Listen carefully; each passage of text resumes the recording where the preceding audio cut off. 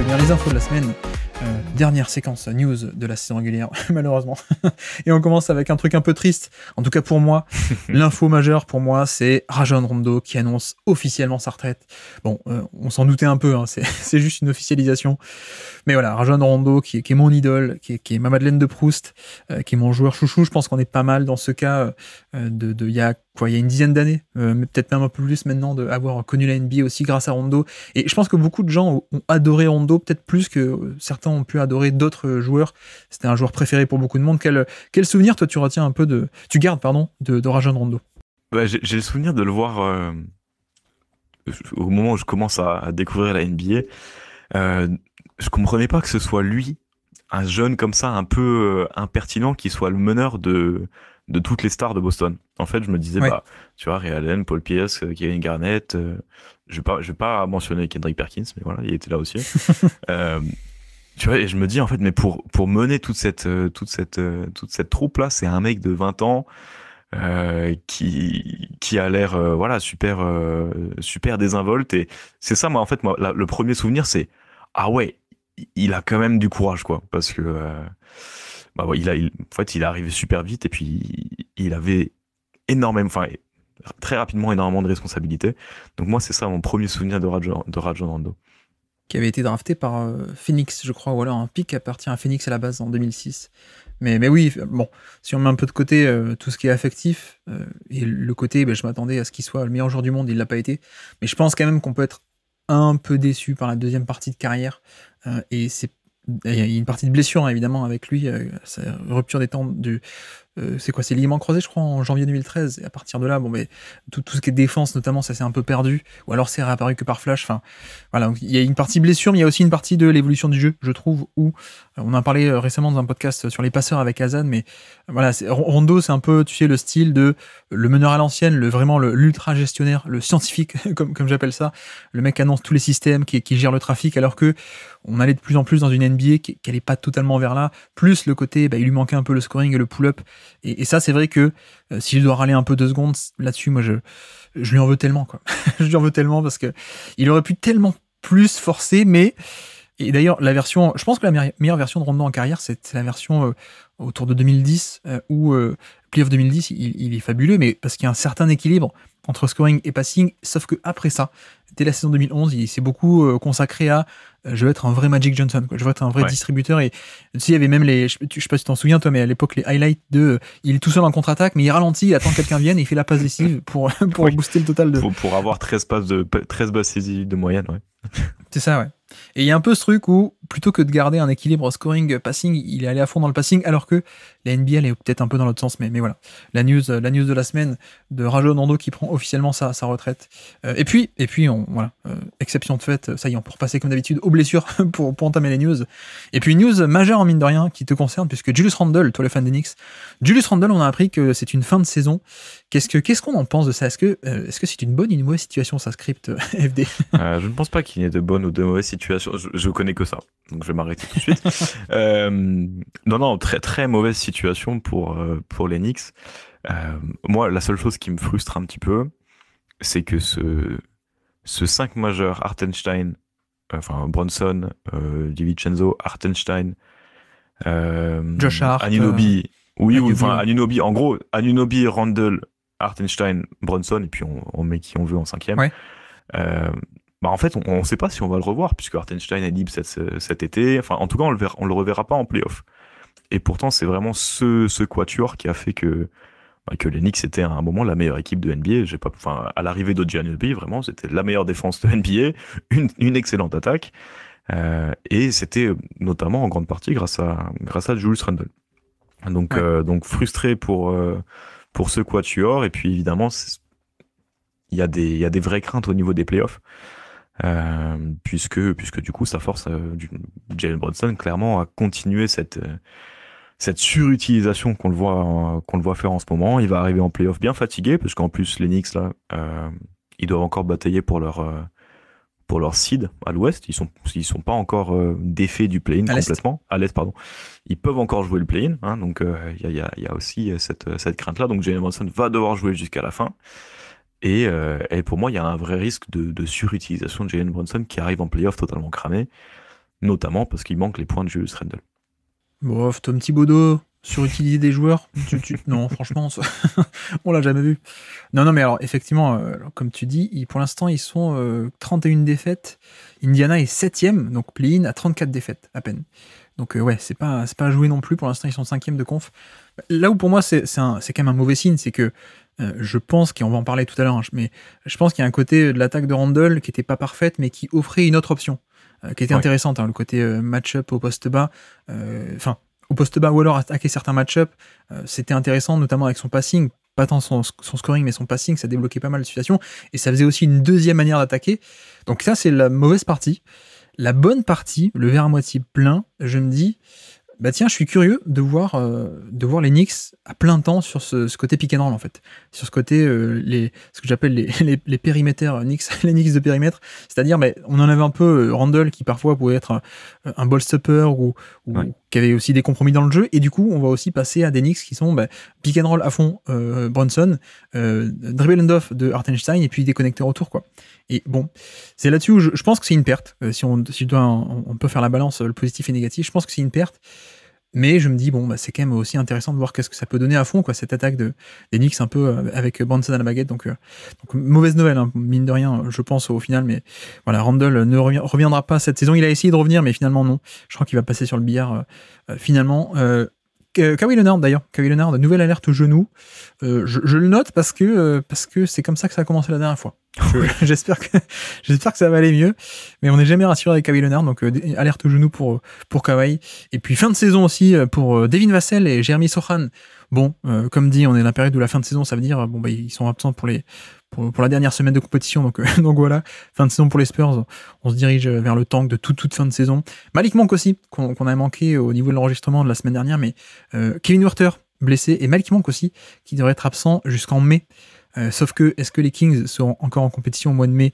Ce n'est pas sûr, donc gros coup dur pour Sacramento, qui a un peu dégringolé, qui est actuellement 8ème de la conférence Ouest au moment où on parle. Donc voilà, gros coup dur pour les Kings, puisque Malik Monk faisait quand même une top saison. Quentin Grimes aussi, out fin de saison à Détroit. Voilà, il y en aurait plein à citer comme ça qui ne sont pas forcément majeurs. Et puis, côté blessure, mine de rien, un retour, celui de Joel Embiid qui est revenu contre OKC et qui donc va pouvoir faire aussi quelques matchs, je pense, sur la fin de saison régulière. J'ai pas trouvé qu'il était en forme physique phénoménale. Lui, il a dit que mentalement, c'était pas top non plus. Je suis pas sûr que cette équipe des Sixers, même avec lui, soit taillée pour le titre, mais au moins, on va peut-être le revoir d'ici quelques matchs et peut-être pour quelques matchs de play-in aussi, voire de play-off. Hein. Ouais, pour reprendre du rythme avant le play-in, ça c'est sûr. Donc oui, effectivement, il le relance peut-être un petit peu rapidement. Maintenant, dans l'utilisation, je crois qu'il joue pas énormément de minutes. Hein. Ils l'ont pas utilisé à plein régime tout de suite, il me semble. Ouais. Donc ouais, non, ils essaient de lui redonner du rythme, c'est compréhensible. Après, attention au risque de rechute, mais voilà, on peut leur faire confiance là-dessus.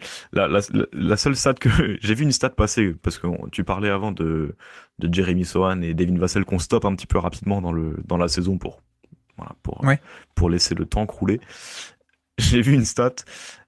Jeremy Grant, je sais pas si tu as vu passer. Jeremy Grant, donc qui a rejoint les Blazers en 2000. 21, non? Ouais, qui a non, on va même le faire dans l'autre sens, qui à sa sortie de Denver en 2020. Ouais. À sa sortie de Denver en 2020, du coup, arrive dans des équipes qui tankent, hein, donc Détroit et Portland. Jeremy Grant, depuis avoir quitté Denver, donc où il va en playoff avec, n'a pas joué un match de basket au mois d'avril depuis son départ de Denver. Et attends, je vais même te rajouter un truc. C'est que Denver, il quitte en 2020, mais sauf qu'en avril 2020, il n'y a pas de match non plus. Il n'y a pas de match. Parce que c'est le Covid. Donc on peut même rajouter 2020, et donc depuis 2019, alors c'est ça, il n'a pas joué au basket au mois d'avril depuis 2019, ouais, en effet. Stat un peu amusante qui est passée. Donc voilà pour le côté un peu blessure. Et puis le Hall of Fame, c'est aussi dans l'actu en ce moment, le Hall of Fame. Chauncey Billups et Vince Carter ont été élus finalistes pour la QV 2024, du coup. Chauncey Billups, ça fait un moment qu'il était un peu sur les tablettes. Vince Carter aussi, longévité admirable, peut-être. Billups, on parle du joueur, on parle pas du coach, évidemment. Et puis aussi dans cette actu Hall of Fame, Jerry West, je ne sais pas si tu as vu, élu au Hall of Fame pour la 3e fois de sa vie. C'est pas mal. en tant que dirigeant, du coup, c'est ça la différence? Alors c'est plus que ça, puisque la première fois c'était joueur NBA, évidemment, un des tout meilleurs joueurs de l'histoire, hein, je pense même un peu sous-estimé. Allez voir c'est True Shooting Plus, vous allez, vous allez halluciner. En tant que joueur une deuxième fois pour l'équipe olympique de 1960, il a été intronisé cette fois en 2010, donc quand les équipes ont été intronisées en tant que les équipes olympiques, je veux dire. Et puis cette fois donc c'est en tant que contributeur du jeu à un sens plus global et notamment effectivement donc pour la partie notamment de dirigeant de donc GM des Lakers entre 79 et 2000. Donc ça va, il y a quand même quelques titres là-dedans, hein, notamment les années 80. GM des Grizzlies aussi, entre 2002 et 2007, où il avait été élu meilleur dirigeant de l'année, pardon. Et puis consultant aux Warriors dès 2011, donc il a participé à l'essor de la dynastie des Warriors aussi, c'est pas mal, hein, entre 2011 et 2017. Et puis 2017 jusqu'à aujourd'hui aux Clippers, où il a aussi contribué en tout cas au recrutement des Clippers actuels, même si sportivement ça n'a pas été top. Mais voilà, champion NBA 1972 après moult défaites en finale dans les années 60. MVP des finales, d'ailleurs le premier MVP des finales en 1969. Est-ce que tu connais la particularité de ce MVP des finales pour Jerry West ? Il a perdu. Exactement, c'est le premier MVP des finales et le seul à avoir le MVP des finales en ayant perdu, puisque Boston gagne le match 7, mais c'est Jerry West qui est élu MVP des finales. 8 titres en tant que dirigeant des Lakers, des Warriors, 2 fois dirigeant de l'année. Bref, la vie de basketteur de Jerry West. Est-ce qu'on n'a pas la meilleure vie de basket de tous les temps, en fait, hein, avec Jerry West ? Ouais, je pense que ça se tape avec Bill Russell quand même. Mais, c'est vrai. Mais oui. Jerry West est resté plus longtemps en poste, on va dire, donc il y a plus de longévité. Quoique maintenant que j'y pense, je crois que Larry Bird a été élu MVP, coach de l'année, coach de l'année et dirigeant de l'année aussi. Ouais. Je crois. Donc c'est pas mal aussi en tant que vie de basketteur. Tiens, tant que j'y pense, le discours, donc quand l'équipe olympique de 1960 a été intronisée, c'était en même temps que l'équipe de 1992, du coup la Dream Team. Vous pouvez aller voir hein, le discours Hall of Fame de Magic Johnson et Larry Bird, qui est hilarant. Magic Johnson parce qu'il oublie de citer Christian Laettner. Christian Laettner, ouais, bien sûr. Ouais, le mal aimé. Il oublie de le citer. Et tout à fait. Et après il fait genre non, tu crois que j'ai oublié de te citer, mais non, je l'ai pas oublié. Et puis Larry Bird qui se moque de la Dream Team comparée à celle de 1960 qui était des vrais durs. Enfin, allez voir ce discours qui est assez marrant. Larry Bird et Magic Johnson en 2010. Bref. Et puis oui, je suis content que tu sois là. FD, c'est ta semaine puisqu'on a aussi appris que Rudy Fernandez allait prendre sa retraite après les JO 2024, donc à Paris. Qu'est-ce que tu peux nous raconter un peu de la carrière de Rudy Fernandez en deux, trois mots? Parce que moi et beaucoup de fans de NBA le connaissent un peu comme soit le mec de l'équipe de France, enfin contre l'équipe de France avec l'Espagne, soit sinon de Portland, brièvement, mais qu'est-ce que toi tu peux un peu plus nous dire sur sa carrière en Europe? Oh, quelle ambivalence dans les sentiments pour Rudy Fernandez depuis toujours, parce qu'effectivement il y a cette image de parfait ennemi avec l'équipe d'Espagne, mais par contre, enfin quel joueur donc très longtemps, enfin à son retour de NBA, donc il fait Portland, puis ensuite il revient au Real pendant le lockout, puis ensuite il teste une année à Denver, et puis ensuite il revient depuis 2012 au Real. Mais quel joueur incroyable en fait, Rudy Fernandez. 3 fois champion d'Euroleague, champion d'Eurocup avant de partir en NBA, champion du monde avec l'Espagne 2 fois, je crois, vice-champion olympique. Bref, Rudy Fernandez, c'est une légende, on peut dire. Ouais, c'est une légende du basket européen, basket mondial, même si on parle des championnats du monde. Moi, ce que je retiendrai de Rudy Fernandez, c'est l'Espagne qui avait un espèce de système là où il partait du corner à l'opposé. Il faisait un écran dans le dos en même temps qu'un pick and roll côté ballon. Et puis en fait, le play, c'était juste un alley-oop pour Rudy Fernandez. Et ça fonctionnait, je pense, 2 fois par match pendant 10 ans. Et ça fonctionnait aussi au Real. Mais au Real, enfin, c'était d'ailleurs des super équipes au Real avec notamment Luka Doncic. Hein, ils ont joué ensemble pendant longtemps. C'était super agréable à voir. Et c'est vrai qu'au-delà de cette image de parfait antagonisme, il y avait un magnifique joueur de basket que j'avais l'habitude d'adorer du mois de septembre à juin et de détester du mois de juin à août par fierté nationale. Mais il fait partie de ces Espagnols qui nous ont fait très mal, on peut le dire. C'est ça, et qui finira d'ailleurs au JO, quoi, en France, comme tout un symbole.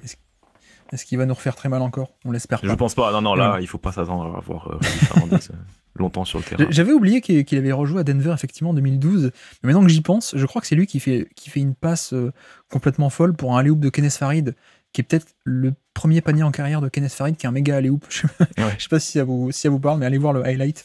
Mais voilà, Rudy Fernandez, bonne retraite. En tout cas, après avoir été éliminé par la France, on l'espère. Et puis l'autre actu, évidemment, c'est la March Madness, même si on est en avril. C'est toute la folie d'ailleurs de la March Madness qui se finit en avril.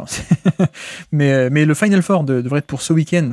Donc vous, normalement, vous entendez ça le lundi, vous aurez déjà la finale. Mais le Final Four, on a Purdue de Zach Edey, tu sais, le géant Zach Edey, qui déchire un peu les scouts, d'après ce que je vois. On ne sait pas s'il va être bon ou pas, contre NC State, où il y a un Français d'ailleurs, NC State. Et puis de l'autre côté, c'est UConn contre Alabama. UConn qui développe un jeu absolument fantastique. Tapez UConn NCAA sur YouTube, vous allez voir du jeu absolument magnifique. Et surtout, il y a aussi la March Madness aussi féminine. Et tu voulais aussi nous parler de Caitlin Clark. Alors, qui est cette Caitlin Clark, pour ceux qui ne le savent pas? Ouais, alors Caitlin Clark, Iowa. Non, je voulais juste parler du match, mais je pense que c'est le match de basket le plus regardé cette année, toute compétition confondue. C'était le Iowa... LSU, non? Iowa LSU, qui était le repeat en fait de l'année dernière, avec d'un côté Caitlin Clark, de l'autre côté Angel Reese, Hailey Van Lith. Enfin bref, je voulais parler de ce match parce que c'était la folie. Enfin, j'ai vu énormément de monde en parler, et puis je voulais juste parler de Caitlin Clark et de ce match-là. Pourquoi? Déjà parce que Caitlin Clark va jouer contre UConn, et à UConn il y a Paige Bueckers qui est pareil, qui est pressenti comme une énorme joueuse en WNBA à venir. Et je voulais en parler parce que pour avoir regardé le match, j'ai rarement pris autant de plaisir à regarder un match cette année. Et je pense que certains sont bloqués pour X ou Y raison, j'ai pas envie de rentrer là-dedans, mais juste pour les gens qui sont nostalgiques du jeu des années 90, ou voilà, du jeu où il y a beaucoup de mid-range, un peu de post-up, de la création pour soi-même, et de la défense, en fait, allez regarder le Final Four féminin, parce qu'on est en plein dedans. Et donc voilà, moi c'était mon petit message, allez regarder ces matchs-là, c'est fabuleux, c'est très beau à regarder, et puis en plus il y a un petit peu de star power cette année avec dans chaque équipe, Paige Bueckers, Caitlin Clark, et dans les deux autres équipes il y a aussi du très lourd. Donc c'est marrant que tu dis ça parce qu'il me semble que meilleur score de l'histoire de la NCAA, elle a passé Pete Maravich aussi, donc hommes et femmes confondus, c'était il y a quelques semaines. Mais c'est marrant que tu dis ça parce que d'après ce que j'ai compris, c'est quand même une sorte de Stephen Curry un peu dans le style de jeu quand même, non? Alors Steph Curry, la comparaison ce serait plutôt Sabrina Ionescu en termes de pull-up, un peu n'importe comment. Caitlin Clark, c'est compliqué parce que il y a la capacité à pull-up de Steph Curry, ça c'est sûr. D'ailleurs, regardez les premières possessions contre LSU. Hailey Van Lith, qui est la meneuse de LSU, qui passe en dessous d'un écran, et puis parce qu'elle se dit non, elle est 2 mètres derrière la ligne, elle va pas se lever. Et en fait, si elle se lève, et tu vois tout le banc de LSU qui se dit ça va être long ce soir, et puis elle en met 44. Mais ouais, il y a un peu ça. Il y a un peu ça avec la seule différence, c'est qu'en termes de taille, alors elle fait 1m83, donc elle est plus petite que Steph Curry, mais en termes de taille relative au reste du terrain, elle est un petit peu plus grande que ce que représente Steph Curry en NBA. Donc elle finit plus facilement, elle finit plus au cercle qu'un Steph Curry, si tu vois ce que je veux dire. Certes, elle a le pull-up, mais actuellement en NCAA, elle peut quand même beaucoup finir au cercle. Donc je dirais Sabrina Ionescu plutôt pour Steph Curry, et puis Caitlin Clark plutôt. Moi, je me rappelle un peu Devin Booker, dont on parlera un petit peu après, en termes de création pour elle-même, et puis scorer à 3 niveaux, quoi. En tout cas, ça parle effectivement pour le prochain All-Star Game, faire une revanche de Stephen Curry contre Ionescu en rajoutant Klay Thompson et Caitlin Clark. Voilà, ça serait sympa. C'est un peu les rumeurs pour le prochain All-Star Game. Ça ferait un sacré événement, en effet. Et puis d'ailleurs, tant qu'on est un peu là-dessus, LeBron James qui nous explique que la limite d'âge en NCAA féminin, c'est ce qui permet de créer des icônes du jeu de NCAA féminin, et aussi des rivalités. Et c'est vrai qu'on est obligé de lui donner raison, parce que en fait, elles n'ont pas le droit de partir avant 22 ans, je crois, contrairement à la NCAA masculine, évidemment. Mais en même temps, c'est toujours marrant que c'est LeBron James qui me disait, alors que lui, alors qu'il n'y est même pas allé. Passé par c'est ça, ouais. C'est un peu ironique, mais en même temps, il a raison. Mais les joueurs aussi dans la position, ils ont peut-être aussi envie de partir le plus tôt possible, on le voit avec les différentes compétitions. Mais non, surtout LeBron James, j'ai aussi noté Shams Charania qui nous dit ça pourrait être 1 ou 2 ans de plus pour LeBron James en carrière, et peut-être pas plus. Donc voilà, va peut-être falloir essayer de profiter des derniers instants de LeBron James en NBA. Et puis reste de l'actu, une amende pour Wembanyama. Est-ce que tu as vu ça? Une amende de 25 000 pour avoir jeté le ballon dans les tribunes. Oui. L'affaire Jalen Brunson, on en reparlera. Mais voilà, il était pas content, il a jeté un ballon dans les tribunes. Petite amende pour Wembanyama. Et Steve Clifford va quitter son poste de coach à Charlotte. Steve Clifford, qui était, bon, on avait bien compris, hein, parce que vu les déclarations qui commençaient à balancer petit à petit, on avait compris qu'il avait un peu lâché les vannes, on va dire, et que il se faisait plus trop de soucis pour son poste là. Il était en roue libre. Et on parle pour le remplacer, je sais pas si ça te parle, toi, on parle de Kevin Young à Phoenix, tu sais, qui est assistant à Phoenix, qui avait failli avoir le poste à Phoenix cette année, qui finalement a été le fameux on te donne pas le poste, mais tu deviens l'assistant méga payé. Voilà, Kevin Young à Phoenix, potentiellement Charles Lee aussi de Boston, David Adelman de Denver, qui est le fils de Rick. Exactement, le fils de Rick Adelman à Denver. Et puis Jordi Fernandez aussi, qui est assistant à Sacramento. Oui, excellent. Qui était coach qui était coach de la sélection canadienne au mondial. Oui, c'est vrai. C'est ça, oui. Excellent. Je me disais bien que je le connaissais, ouais. Effectivement. Et puis, dernière info de cette semaine, Luka Doncic qui se moque de Vlade Divac en plein match. Un Dallas contre Sacramento, où Vlade Divac, l'ancien GM des Kings, était au bord du terrain. Et il s'est un peu moqué de lui. C'était la semaine de Vlade Divac, apparemment, entre ça, le pauvre Vlade Divac, et de l'autre côté, est-ce que tu as suivi le débat entre qui est plus fort entre Nikola Jokic et Vlade Divac? Est-ce que tu as suivi ça ou pas sur les réseaux ou pas trop? Alors j'ai vu plein de choses sur Nikola Jokic cette semaine là, dont Gilbert Arenas qui disait c'est le pire MVP de l'histoire. Ouais, ça je voulais même pas en parler. Mais j'ai vu le débat qui serait meilleur dans les années 2020 et dans les années 90. Et je pense que Nikola Jokic a déjà prouvé que le débat n'avait pas forcément lieu d'être. Donc, Bon, en tout cas, on peut au moins être d'accord avec Luka Doncic qui se moque des Kings et de Vlade Divac, qui n'a pas voulu le sélectionner et qui a pris Marvin Bagley. Ça, on est d'accord au moins sur ça. Oui, on peut dire ça. Merci d'avoir écouté cet extrait. S'il vous a plu, l'émission complète est disponible en description et on se donne rendez-vous sur le feed principal du Basket Lab pour l'intégralité des podcasts. À bientôt.